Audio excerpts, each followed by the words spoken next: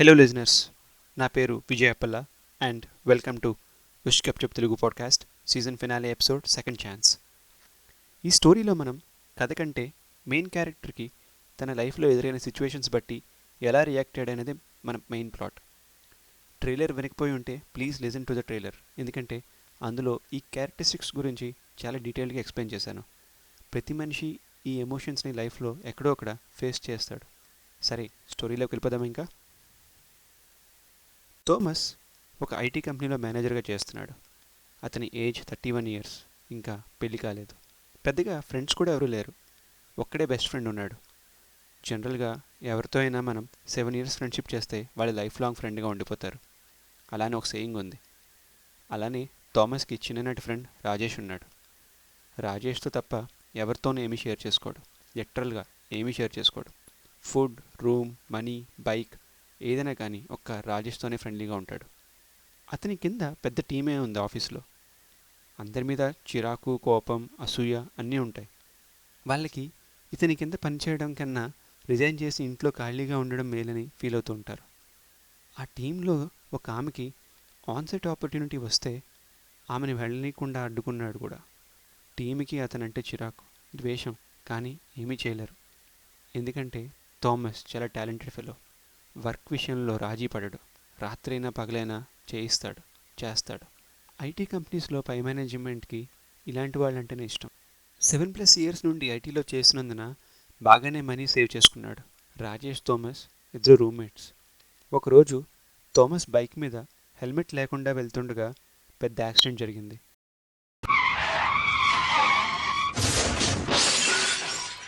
పడిపోయాడు. వెంటనే కాకపోయినా కాసేపటికి 108 వచ్చింది. తల మీద పెద్ద దెబ్బ తగిలింది. బ్లడ్ కారిపోతుంది. హాస్పిటల్లో జాయిన్ చేశారు. రాజేష్ కూడా వచ్చాడు. 24 అవర్స్ గడిస్తే కానీ ఏమీ చెప్పలేమని డాక్టర్స్ చెప్పారు. థోమస్, రాజేష్ అనాథాశ్రమం నుండి ఫ్రెండ్స్. చెప్పుకోవడానికి ఎవరూ లేరు. రాజేష్ థోమస్ పనిచేసే కంపెనీలో యాక్సిడెంట్ గురించి చెప్పాడు. 24 అవర్స్ అయ్యింది. థోమస్ కోమాలోకి వెళ్ళిపోయాడు. బ్రెయిన్ డెడ్ అయ్యింది. డాక్టర్స్ కన్ఫర్మ్ చేశారు. ఎన్ని డేస్, మంత్స్ ఇలా ఉంటాడో తెలియదు. ఖర్చు ఎక్కువ కూడా ఉంటుందని, ఇంకా వాళ్ళు చేసేది ఏమీ లేదని కూడా రాజేష్ చెప్పారు. రాజేష్ వేరే స్పెషలిస్ట్కి కాంటాక్ట్ చేశాడు. మనీ వేస్ట్ తప్ప ఏమీ యూజ్ ఉండదని వాళ్ళు చెప్పారు. కొన ఊపిరితో ఉన్న ఫ్రెండ్ని చూసి చాలా బాధపడ్డాడు రాజేష్. ఆఫీస్ నుండి కూడా ఎవరూ చూడడానికి రాలేదు. నర్సు వచ్చి అతని ప్లగ్ తీసేస్తే బెటర్ అని చెప్పింది. అతను కూడా ఫైట్ చేయాల్సిన అవసరం లేదని, మీకు టెన్షన్స్ ఏమీ ఉండవని, ఇలాంటి కేసులన్నీ మేము చాలా చూస్తామని, అతనికి తగిలిన దెబ్బలు బట్టి 99% బతకడని చెప్పేసింది. డాక్టర్స్ కూడా అదే చెప్పారు నెక్స్ట్ డే. రాజేష్ ఇంకేం చేయలేని పరిస్థితిలో ప్లగ్ ఆఫ్ చేయడానికి ఒప్పుకున్నాడు. నర్స్ ఎవరైనా ఆఖరి చూపు చూడాలనుకుంటే పిలవమని చెప్పింది. కానీ థామస్కి ఎవరూ లేరని, నేను ఒక్కడనే ఫ్రెండ్ అని రాజేష్ చెప్పాడు. డాక్టర్స్ కూడా నర్స్తో డూ ద ఫార్మాలిటీస్ అని చెప్పి వెళ్ళిపోయారు. ఈలోగా థోమస్ ఆఫీస్ నుండి ఇద్దరు వచ్చారు. అందులో ఆన్సైట్కి రిజెక్ట్ చేసిన ఆమె కూడా ఉంది. వాళ్ళకి పెద్దగా బాధ లేదు థామస్ని ఈ స్థితిలో చూసినా కూడా. ఇంతకీ బాడీని ఎప్పుడు తీసుకుని వెళ్ళొచ్చు అని రాజేష్ని అడిగింది ఆ ఆన్సైట్ రిజెక్ట్ చేసిన ఆమె. రాజేష్ చాలా కోపం వచ్చింది. అప్పుడు, అసలు మీరు మనుషులేనా? వాడికి ఇంకా ఊపిరుంది, బాడీ అంటారేంటి అని కసురుకున్నాడు.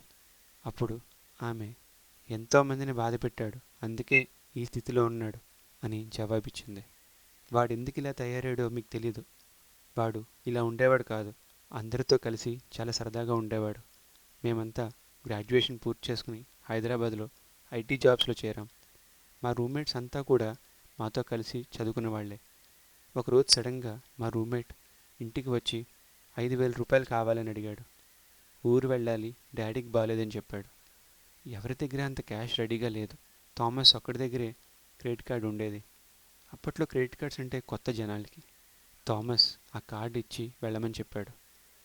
వెళ్ళినవాడు నెలైనా తిరిగి రాలేదు. ఫోన్ చేస్తే లిఫ్ట్ చేయడం లేదు. 4 ఇయర్స్ వీటితోనే కలిసి చదువుకున్నామా అని అనిపించేలా చేశాడు. ఇదిలా ఉండగా క్రెడిట్ కార్డులో 5,000 కాదు, 50,000 వాడేశాడు. పేమెంట్ డేట్ డ్యూ దాటింది. కస్టమర్ కేర్ నుండి థామస్కి కాల్స్ మొదలయ్యాయి. వీడు మినిమం పేమెంట్ చేస్తున్నాడు. ప్రిన్సిపల్ మీద ఇంట్రెస్ట్ స్టార్ట్ అయింది. థామస్కి ఫ్రెండ్స్ మీద ఇంట్రెస్ట్ పోయింది. వీడి శాలరీ 30,000. ఇప్పుడు ఆ ఇంట్రెస్ట్తో కలిపి అమౌంట్ మొత్తం 90K అయ్యింది. ఆ ఫ్రెండ్ తిరిగి వచ్చి 5K ఇచ్చాడు. మిగిలింది మరలా ఇస్తానని చెప్పి రూమ్ చేంజ్ అయిపోయి అట్నుండటే వేరే కంపెనీ చూసుకుని USA వెళ్ళిపోయాడు. అప్పటి నుండి కాల్స్ లేవు. ఫేస్బుక్లో మెసేజెస్ పెడితే చూసి కూడా ఆన్సర్ చేసేవాడు కాదు. థామస్కి రిలేషన్షిప్స్ అంటే భయం పెట్టుకుంది. ఎవరైనా వచ్చి కాలింగ్ బెల్ కొడితే క్రెడిట్ కార్డ్ రికవరీ టీమ్ ఏమో అని భయపడేవాడు. డబ్బు తీసుకున్నవాడు మాత్రం హైదరాబాద్లో హౌస్ కొన్నాడు, USAలో కార్ కొన్నాడు, కానీ వీడి మనీ మాత్రం ఇవ్వలేదు. అప్పుడు నేను థామస్కి హెల్ప్ చేసి ఆ మనీలో కొంత పార్ట్ పే చేసి కస్టమర్ కేర్తో జరిగింది చెప్పి సెటిల్మెంట్కి వచ్చాం. అప్పటి నుండి వాడి వే ఆఫ్ థింకింగ్ అంతా మారిపోయింది. ఇద్దరు స్నేహితులు విడిపోయారంటే ఒకటి వారి మధ్య అవసరం తీరుండాలి, లేదా మూడో వ్యక్తి చెప్పిన మాటలు నమ్మి ఉండాలి. థామస్కి నాకు వాడు మరలా కనపడలేదు. ఈలోగా నర్స్ అన్ని వైర్స్ ఒకదాని తర్వాత ఒకటి తీస్తుండగా రాజేష్ సారీరా అనుకుంటూ ఆ రూమ్ బయట బాధతో ఏడుస్తున్నాడు. థామస్ కొలీగ్స్ కూడా బాధగా ఇదంతా చూడలేక అక్కడి నుండి వెళ్ళిపోయారు. ఇంతలో నర్స్ ఆ రూమ్లో నుండి పరిగెత్తుకుంటూ డాక్టర్ నరుస్తూ డాక్టర్ కోసం వెళ్ళింది. రాజేష్కి ఏమీ అర్థం కాలేదు. నర్స్ పరిగెత్తుకుంటూ రూమ్లోకి వచ్చి చూసేసరికి థామస్ బీపీ, హార్ట్ లెవెల్స్ నార్మల్కి వస్తున్నాయి. పల్స్ కూడా స్టార్ట్ అయింది. బ్రెయిన్ మానిటర్స్ కూడా పాజిటివ్గా రెస్పాన్స్ అవుతున్నాయి. రాజేష్కి ఇంకా ఏమీ తెలియడం లేదు. డాక్టర్స్ని అడిగితే మీ వాడు రెస్పాండ్ అవుతున్నాడు, ఇదే జరిగితే ఇంకో 2 డేస్లో స్పృహలోకి వస్తాడని చెప్పారు. రాజేష్కి ఆనందం ఉప్పెన్లా దూసుకొచ్చింది. 2 డేస్లో స్పృహలోకి వస్తా అనుకున్న మనిషి 2 అవర్స్లోనే స్పృహలోకి వచ్చాడు. డాక్టర్ షాక్ అయ్యారు. సినిమా స్టైల్లో ఇట్స్ ఎ మెడికల్ మిరాకిల్ అని రాజేష్ చెప్పారు. కాసేపటికే థామస్ లేచి కూర్చున్నాడు. నాకంతా బాగానే ఉంది, నేను ఇంటికి వెళ్తా అని డాక్టర్ చెప్పాడు. నర్స్ రాజేష్ని పక్కకి పిలిచి, బాబు, నేను ప్లగ్గులు పీకేయడం, జనాలు పోవడం ఇదంతా చూసి చాలా కామన్ అనుకున్నా. కరెక్ట్గా ప్లగ్ పీకే టైంకి ఆయన పల్స్ పీక్లోకి వెళ్ళింది. అది నేను చూడడం ఇదే ఫస్ట్ టైం బాబు అని నర్స్ ఆశ్చర్యంగా చెప్పింది. రాజేష్ థామస్లు ఈసారి హెల్మెట్స్ పెట్టుకుని బైక్ మీద వాళ్ళ రూమ్కి వచ్చి కూర్చున్నారు. 6 అవర్స్ బ్యాక్ పోతాడనుకున్న వాడు మళ్ళీ ఇంటికి రావడం రాజేష్ని ఇంకా నమ్మలేకపోతున్నాడు. 3 డేస్ బ్యాక్ యాక్సిడెంట్ అయిన వ్యక్తిలా థామస్ కూడా లేడు. మామూలుగానే ఎప్పటిలాగే కూర్చున్నాడు. అప్పుడు థామస్, అరే రాజేష్, అసలు ఏం జరిగిందిరా యాక్సిడెంట్ అయ్యాక? అప్పుడు రాజేష్ జరిగిందంతా చెప్పాడు. అప్పుడు థామస్, యాక్చువల్గా నేను లేచే ముందు నా దగ్గరికి ఒక ముసలాయన వచ్చాడురా. అతను నా చెవిలో నీకు ఇంకా టైం ఉంది, ఇప్పుడు అప్పుడే పోవు, ఇంకో 29 days ఉన్నాయి నీకు అని చెప్పాడు. నేనేంటి ఎందుకు అడిగే ముందే అతను వెళ్ళిపోయాడు. వెంటనే నేను లేచి కూర్చున్నాను. నాకు ఇంకా 29 days ఉన్నాయిరా బతకడానికి అని ఆశ్చర్యంగా చెప్పాడు థామస్. రాజేష్కి ఏం చెప్పాలో తెలియలేదు. ఇదంతా నమ్మాలా నమ్మకూడదా అని ఇద్దరూ డైలమాలో ఉన్నారు.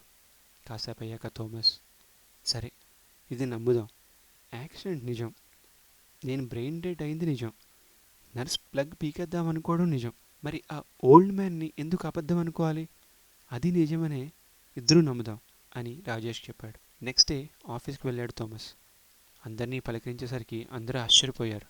అందరితో ఆ రోజు లంచ్కి వెళ్దామని చెప్పాడు. టీంలో అందరితో జోవియల్గా ఉంటూ టైం స్పెండ్ చేశాడు. పై మేనేజ్మెంట్ ఏదో వర్క్ చేయాలంటే లేట్ అవుతుందని, టీం లేట్ నైట్ దాకా ఉండరని టీంని డిఫెండ్ చేశాడు. అందరూ చాలా ఆశ్చర్యపోయారు. తన దగ్గరున్న మనీ కూడా నెమ్మదిగా డొనేషన్స్కి యూజ్ చేశాడు. టీంలో ఆమెకి మళ్ళీ ఆన్సైట్ ఆపర్చునిటీ వచ్చేలా ప్లాన్ చేశాడు. డే బై డే చాలా హ్యాపీగా, ఫన్నీగా టైం స్పెండ్ చేస్తున్నాడు. ఇలా చేసి ఎన్నో ఇయర్స్ అయ్యిందని రాజేష్ థామస్లు అనుకుంటున్నారు. తనలో మార్పు చూసి గతంలో ఉండే థామస్ మళ్ళీ తిరిగి వచ్చాడని రాజేష్ అనుకున్నాడు. అలా కొన్ని రోజులు గడిచింది. 29వ రోజు వచ్చింది. థామస్ అదే తన చివరి రోజని ఫిక్స్ అయ్యాడు. ఎవ్రీ సెకండ్ అదే తన లాస్ట్ సెకండ్ అని అనుకున్నాడు. ఆ ఫీలింగ్కి అతనికే చనిపోతే బాగున్నాను అనుకున్నాడు. ఇదేంటి 29 days అయిపోయాయి, అయినా కూడా తనకి ఏమీ కాలేదని కొంచెం ఆనందపడ్డాడు. ఆఫీస్ నుండి తిరిగి వస్తుంటే బైక్ మీద యాక్సిడెంట్ జరిగింది. ఈసారి తలకి హెల్మెట్ కూడా ఉంది. అదే హాస్పిటల్లో జాయిన్ చేశారు. నర్స్ ఇతన్ని చూసి, ఏంటి మళ్ళీ యాక్సిడెంటేనా అని రాజేష్ని అడిగింది. అతనికి ఏమీ కాదులే అని భరోసా ఇచ్చింది. రాజేష్ బయట వేచి చూస్తున్నాడు. 2 అవర్స్ తర్వాత నర్స్ బయటికి వచ్చి ఐఎమ్ సారీ, అతను ఇంక లేడు అని చెప్పింది. అతనికి ఎవరూ కూడా లేరు కదా, మరి బాడీని మీరే తీసుకుని వెళ్తారా అని రాజేష్ని అడిగింది. ఈలోగా హాస్పిటల్ బయట ఏదో పెద్ద గోల్లా వినిపిస్తుంది.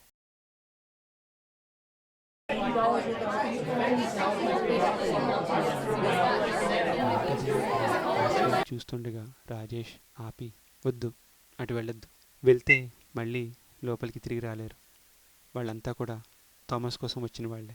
గత నెల రోజులుగా వాడు పెంచుకున్న ఫ్యామిలీ ఇదంతా. అతను చేసిన మంచే అతని కోసం ఇంతమందిని తీసుకొచ్చింది. అనాథగా పుట్టడం తప్పు కాదు, అనాథగా చావడం మన తప్పే అని మొదటిసారి వాడి జీవితంలో బాధ చూసి జీవితం వాడికి రెండో ఛాన్స్ ఇచ్చింది. జీవితం ప్రతి మనిషికి సెకండ్ ఛాన్స్ ఇస్తుంది, కానీ మనమే గ్రహించాం అని చెప్పి కంటతడి పెట్టుకున్నాడు. బేసిక్గా టైం కంటే విలువైనది ఏదీ ప్రపంచంలో లేదు, కానీ మన దురదృష్టం ఏంటంటే టైం కన్నా ఎక్కువగా వేస్ట్ చేసింది కూడా ఇంకోటి లేదు. సో అదండి మన season finale episode, second chance story. ఇప్పటిదాకా నా సీజన్ 1 ఎపిసోడ్స్ అన్నీ విన్న వాళ్ళకి చాలా చాలా థ్యాంక్స్. కొన్నే విన్న వాళ్ళకి థ్యాంక్స్. సీజన్ 1 మీద ఒక రివ్యూ పెట్టి స్టాట్స్ అండ్ నాకు వచ్చిన కమెంట్స్ ప్రజెంట్ చేస్తాను. సీజన్ 2 గురించి నేను డైరెక్ట్గా ట్విట్టర్లో పోస్ట్ చేస్తాను. అలానే ట్రైలర్స్లో ఎక్కువ డీటెయిల్స్ రివీల్ చేస్తూ ఉంటాను. మరి అప్పటిదాకా గప్చుప్.